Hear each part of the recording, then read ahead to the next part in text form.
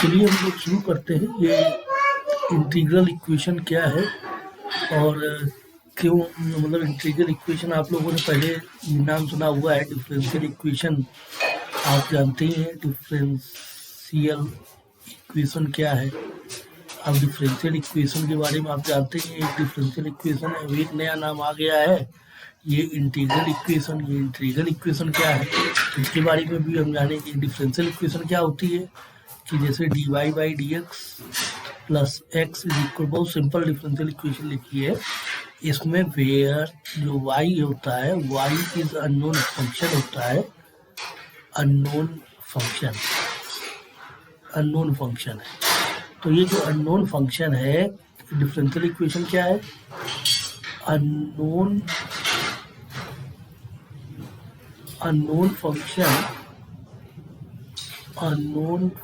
Function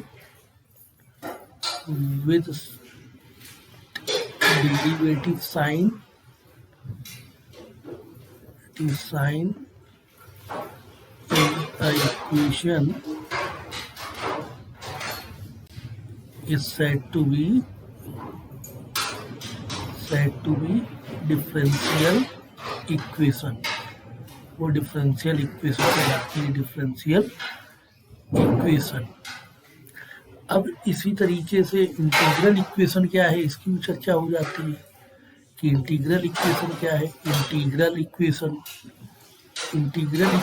में क्या है कि इंटीग्रल इक्वेशन भी उसी तरीके से लिखी जाती है कि हम लोग ये देखते हैं कि in equation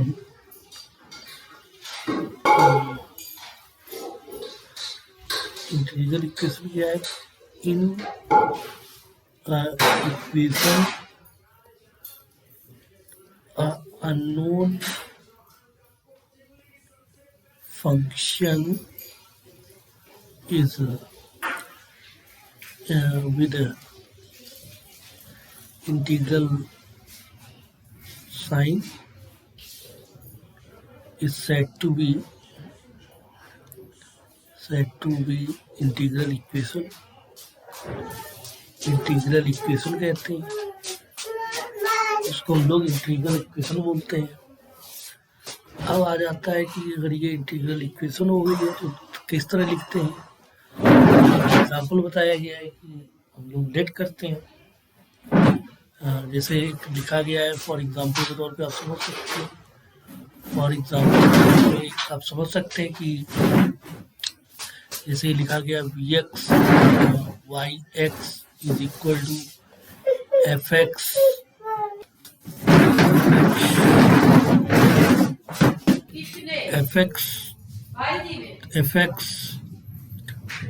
plus lambda integral a to B k of x comma t yt dt। यहाँ पर है क्या, जो ये yx है ये इज अननोन फंक्शन है, ये अननोन फंक्शन है। तो yx अगर अननोन फंक्शन है तो yt भी आपका अननोन फंक्शन होगा। तो जाहिर सी बात आप देख रहे हैं ये जो yt है ये एक इंटीग्रल साइन में दिया हुआ है। ये जो आप देख रहे हैं ये इंटीग्रल साइन दिया हुआ है, yt दिया हुआ है, तो इसीलिए ये इंटीग्रल इक्वेशन है। अब बात आती कौन कौन सी क्या होती है, कौन कौन इंटीग्रल। तो ये जानने से पहले, वोल्टेरा इंटीग्रल इक्वेशन जानने से पहले सारी टर्मिनोलॉजी बता दें कि ये समझ लें कि एक जनरल इंटीग्रल इक्वेशन लोग लिखने जा रहे हैं। जनरल इंटीग्रल इक्वेशन, तो general integral equation of vx yx is equal to fx plus integral lambda integral a, ऊपर नहीं लिख रहे हैं अभी, k of x comma t yt dt। अब दो बातें आएंगी, अगर यहाँ x हो जाएगा तो ये बन जाएगा वोल्टेरा इंटीग्रल इक्वेशन। अब अगर ये x हो गया, अगर ये आपका यहाँ बी कांस्टेंट हो जाता है तो ये बन जाता है फ्रेडहोल्म इंटीग्रल इक्वेशन। तो पूरा खेल इसी का है, इस लिमिट का है। अगर अपर लिमिट वेरिएबल यानी एक्स हो जाएगी तो वोल्टेरा, अगर कांस्टेंट हो जाएगा तो फ्रेडहोल्म। अब क्या किस तरीके से लिखे जाने हैं तो ये जरा समझ लेते हैं। तो यहाँ पहले तो समझ लीजिए जो वाई एक्स है टर्मिनोलॉजी, वाई एक्स है ये अननोन फंक्शन है, अननोन फंक्शन है। लेमडा होता है, इसको हम लोग आइगन वैल्यू बोलते हैं, आइगन वैल्यू है। के ऑफ एक्स कामा टी जो होता है इसको कर्नल बोलते हैं, कर्नल है। और एफ एक्स जो होता है ये नोन फंक्शन होता है, नोन फंक्शन। कर्नल भी आपका नोन ही होता है, नोन फंक्शन होता है। और वी एक्स यहाँ जो होता है ये भी नोन फंक्शन ही होता है, नोन होता है। मेन एक ही नोन फंक्शन होता है, ये नोन फंक्शन होता है इसी का मेन। अब हम लोग बात करते हैं वोल्टेरा इंटीग्रल इक्वेशन की। क्या है वोल्टेरा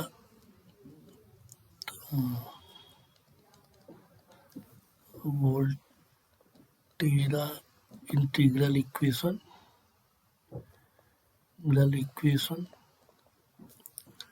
और आता है फ्रेडहोल्म इंटीग्रल इक्वेशन।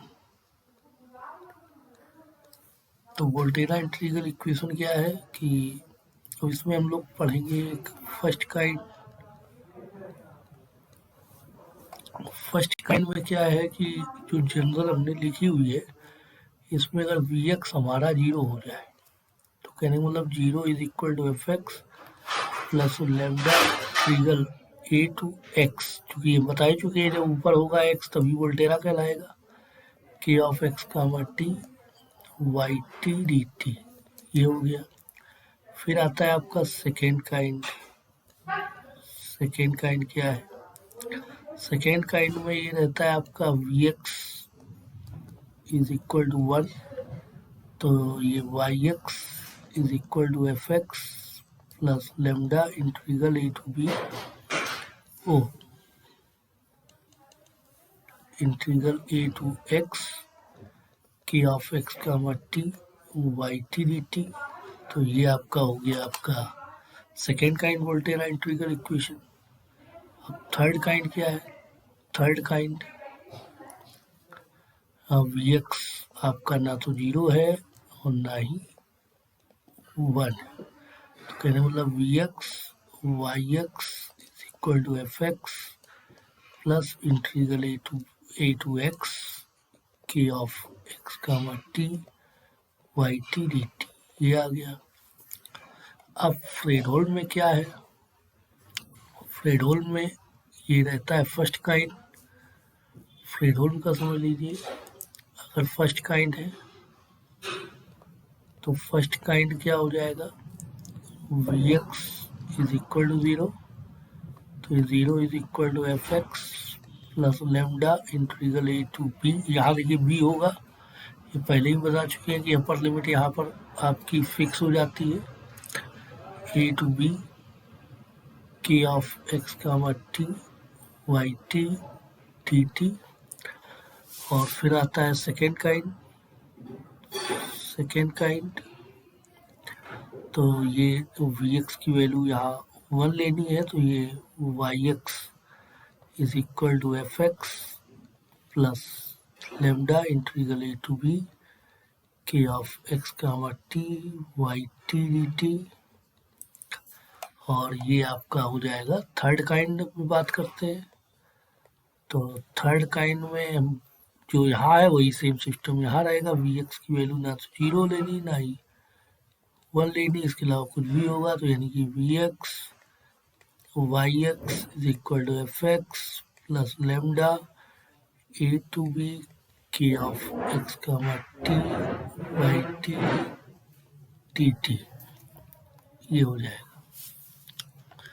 अब जब ये हो गया आपका तो अब हम इसी क्रम में चलते हैं, दो बातें आ जाती हैं कि इसी में दोनों में दो चीज़ें और पूछी जाती हैं कि इसमें भी और इसमें भी।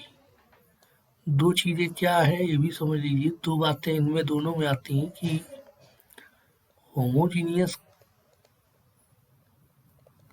और एक आता है नॉन होमोजीनियस। नॉन होमोजीनियस ये दोनों में आता है, मतलब इसमें भी आएगा और इसमें भी आएगा। ये दोनों में रहेगा, मतलब इसमें भी रहेगा और इसमें भी। और नॉन होमोजीनियस में भी रहना है, ये चीज़ भी रहेगी और इधर भी रहेगा, ये दोनों चीज़ें रहेंगी। तो अब होमोजीनियस की बात हो गई, तो होमोजीनियस में क्या होगा, F X zero. Non homogeneous क्या हो जाएगा, F X not equal to zero. अब इसमें भी वर्ड यूज़ किए जाते हैं। क्या क्या वर्ड यूज़ होते हैं आप लोग खुद बना लेंगे कि होमोजीनियस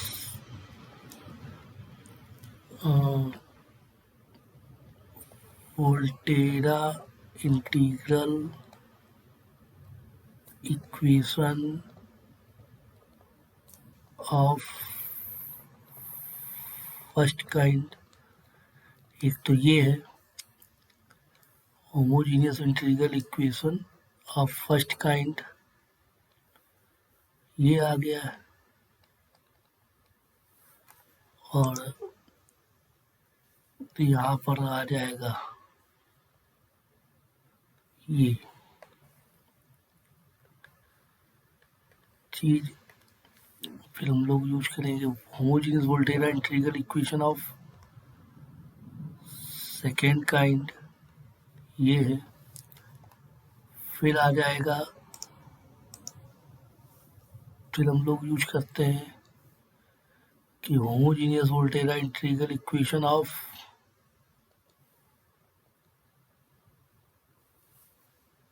फिर हम लोग यूज करते हैं कि इंटीग्रल इक्वेशन ऑफ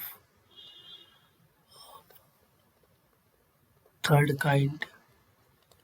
तो क्या मतलब हो जाएगा, ऊपर हम इसका डिस्क्रिप्शन दे ही चुके हैं। किस किस का डिस्क्रिप्शन हो चुका है, Volterra integral equation of first kind ये बता चुके हैं। बस उसमें होना क्या है, होमोजीनियस का मतलब एफ एक्स जीरो हो जाना है। क्या कर देना है हमें, एफ एक्स को जीरो कर देना है बस। ये एफ एक्स जीरो हो जाएगा, इसमें भी एफ एक्स जीरो।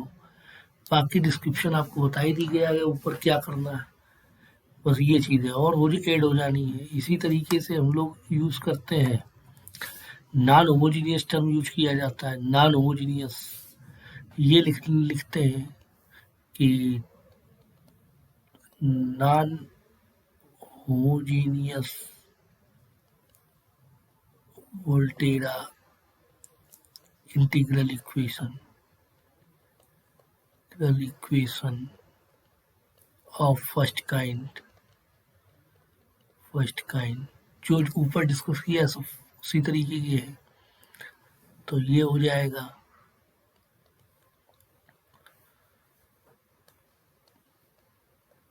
तो ये आपका हो जाएगा ये integral equation of second kind. फिर हम लोग यूज कर लेते हैं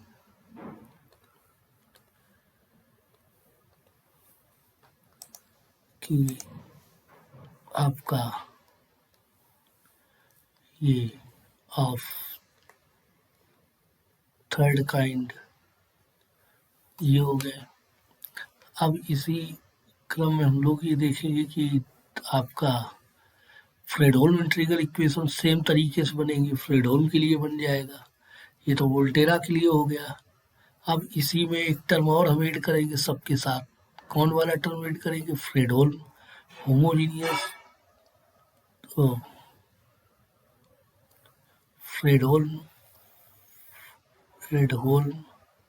integral equation, Fredholm integral equation Fredholm integral equation, और ये हो जाएगा Fredholm integral equation, Fredholm integral equation, और ये इंटीग्रल इक्वेशन। ये इस तरीके के नाम रहेंगे और किस तरीके से बनेंगे ये स्ट्रक्चर आपको समझा ही दिया गया है। अब इसी क्रम में एक और आता है कि सिंगुलर इंटीग्रल इक्वेशन क्या होती है। हम लोग यूज करते हैं कि सिंगुलर इंटीग्रल इक्वेशन, तो सिंगुलर इंटीग्रल इक्वेशन में खास बात क्या होती है ये समझना है। तो सिंगुलर इंटीग्रल इक्वेशन में जो मेन खास बात आती है देखने को, वो ये रहती है कि हम लोगों को ये देखना रहता है कि या तो either in integral equation, in integral equation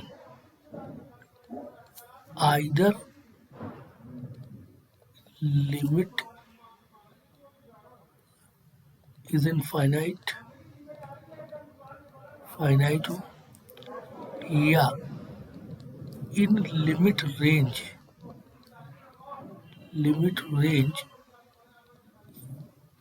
kernel goes to infinite at least one point, मतलब एटलीस्ट वन पॉइंट पर वो इनफाइनाइट को जा रहा हो। जैसे फॉर एग्जांपल के तौर पे समझने की कोशिश करें, फॉर एग्जांपल के तौर पे समझने की कोशिश करते हैं। जैसे ये दिया हुआ है हमारा yx is equal to fx plus lambda integral minus infinity to infinity e to the power mod of minus mod of x minus t yt dt। देखिए लिमिट यहाँ पर इनफाइनाइट दी हुई है, लिमिट है वो इनफाइनाइट है। ये जो आप लिमिट देख रहे हैं इनफाइनाइट को टेंड कर रही है, तो हमारी पहली शर्त ही पूरी हो रही है। जो पहली शर्त है ये पूरी हो रही है, ये लिमिट इज इनफाइनाइट। अब दोबारा भी ये आता है कि या फिर एक तो ये एग्जाम्पल है, दूसरा ये है कि yx इज इक्वल टू कुछ इस टाइप से रहे,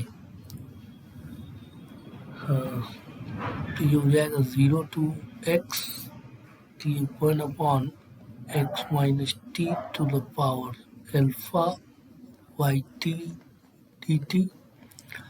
तो t जाहिर सी बात है कि जो t है वो 0 से x के बीच में लाई कर रहा है, और अल्फा जो है वो 0 to 1 है।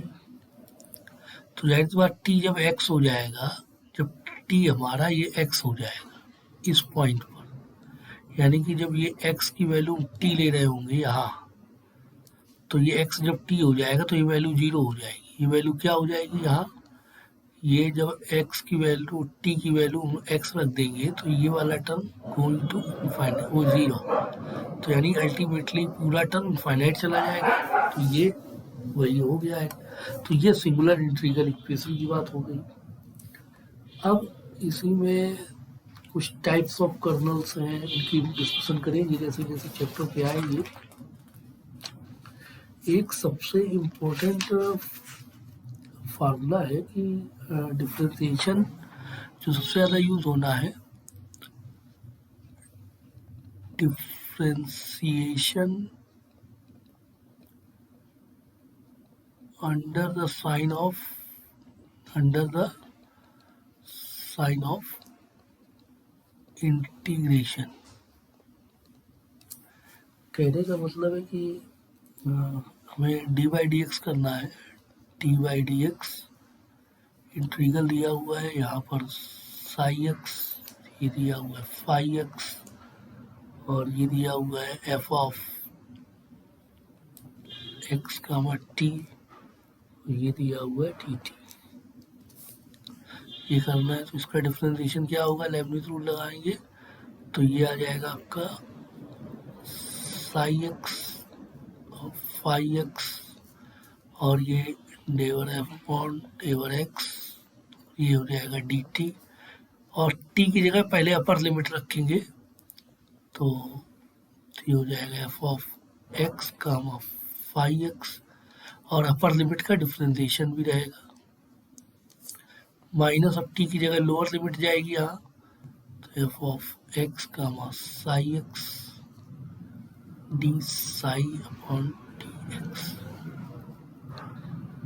इसका एक तरह के कुछ नोट आपको समझ लेना है, जो नोट है वो ज़्यादा इम्पोर्टेंट है, उनका मेन हम लोग रूल यूज़ करेंगे। मान लो जैसे डी बाई डी एक्स करना है, तो इंटीग्रल ए टू एक्स लिखा हुआ है, यहाँ एफ ऑफ एक्स का टी टी टी दिया हुआ है, इसका डिफरेंशिएशन जब करेंगे तो ये हो जाएगा a to x del upon del x f of x का टी डी टी, और प्लस चूँकि अब लोअर लिमिट कांस्टेंट है तो लोअर लिमिट का कांस्टेंट 0 हो जाएगा, अपर लिमिट होना है, तो ये f of x comma x, और d x by d x की वैल्यू 1 हो जाएगी, मतलब चूँकि यहाँ फाई एक्स की जो वैल्यू है वो आप देख ही रहे, ये वैल्यू जो है वो एक्स का डिफरेंशिएशन यहाँ पर आना है, तो ये वैल्यू 1 हो जाएगी, तो अल्टीमेटली क्या हो जाएगा integral A to x del upon del x d t plus f of x comma x. ये आंसर, ये इसका ज़्यादा यूज़ है, क्योंकि वोल्ट ए टू एक्स हम इसलिए बोल रहे हैं क्योंकि वोल्टेरा इंटीग्रल इक्वेशन में जो लिमिट रहेगी वो ए से एक्स ही रहेगी, तो आपका इस सिस्टम का ज़्यादा यूज़ है, जो आप ये देख रहे हैं इसका सबसे ज़्यादा यूज़ है, तो आपको मेन ये चीज़ याद रखनी है, इसका ज़्यादा यूज़ होना है। अब एक और फार्मूला है इम्पोर्टेंट है, उसका ज़्यादा यूज़ होना है। क्या फार्मूला है, फिर हम लोगों का फार्मूला जो सबसे ज़्यादा यूज़ करना है, एक सेकेंड नोट आपको याद रखना है, integral A to X F T T T to the power N is equal to, ये हो जाएगा at X X minus T to power N minus one upon N minus one factorial F T D T. जरा इसको भी समझ ले, इसका अर्थ क्या है, ये जो लिखा हुआ है ये इंटीग्रल ए टू, तो इसका क्या अर्थ है, जैसे मान लीजिए integral A to X F T D T square लिखा है, तो इसका क्या अर्थ है, ये ए से x F T T T D T, इसको सॉल्व करना है।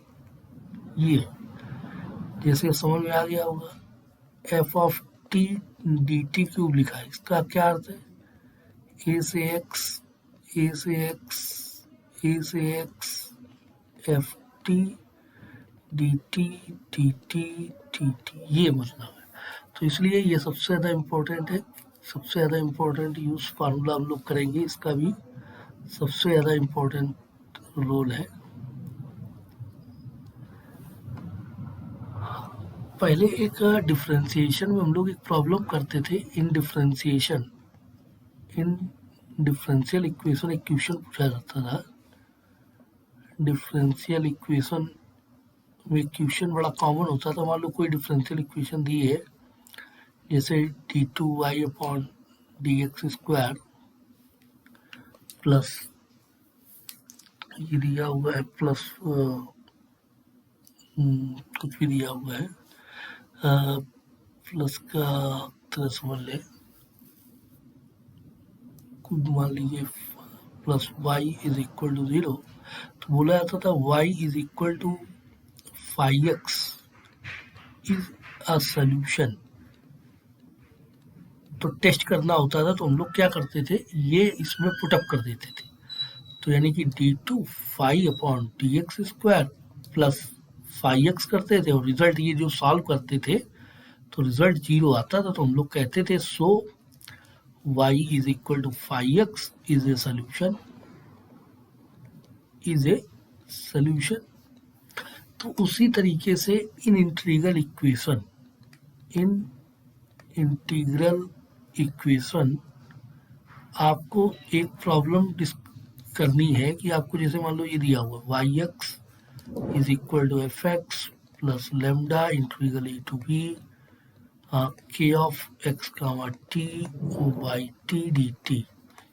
अब बोला गया कि y is equal to five x is y is equal to five x a solution, क्या इसका सोल्यूशन है? तो क्या करेंगे, तो इसका तरीका होगा, इसका मेथड क्या होगा, मेथड ये होगा कि हम लोग y की जगह 5x रख दें, पुट कर दें y की जगह 5x और yt की जगह 5t, तो ये हो जाएगा आपका 5x बराबर f x plus lambda integral A to B के of x comma t 5t dt। और लेफ्ट हैंड सॉल्व करें, इसको सॉल्व करें, इसका सॉल्व करने पे अगर ये 5x आ जाता है तो हम लोग कह देंगे कि देन अगर आपका ये क्या बोलते हैं, ये left hand side is equal to right hand side अगर मिल जाता है, अगर हम लोग फाइंड कर लेते हैं, then y is equal to 5x is a solution. तो ये सॉल्यूशन हो जाएगा। इसमें कैसे प्रॉब्लम होगी, क्या एग्जांपल्स होंगे, इनको हम लोग नेक्स्ट वीडियो में डिस्कस करेंगे। और जो भी अगर दिक्कत होती है तो आप इसमें नीचे दिया हुआ है कमेंट, उसमें कमेंट कर सकते हैं।